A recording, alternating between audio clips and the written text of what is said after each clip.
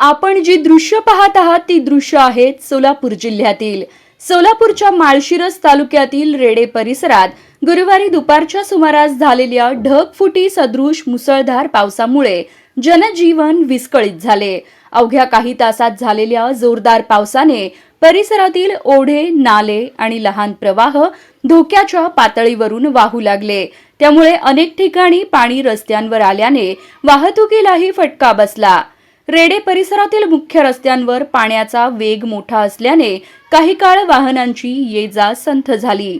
शेतशिवारात मोठ्या प्रमाणात पाणी साचल्याने खरीप हंगामासाठी ओलावा निर्माण झाला असला तरी काही ठिकाणी पिकांचे नुकसान होण्याचीही भीती व्यक्त केली जात आहे।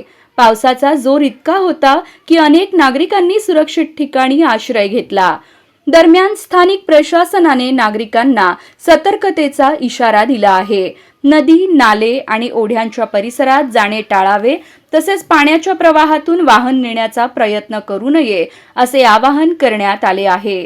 हवामान विभागाने पुढील काही दिवसही काही भागात जोरदार पावसाची शक्यता व्यक्त केल्याने नागरिकांनी आवश्यक खबरदारी घेण्याचे आवाहन करण्यात येत आहे।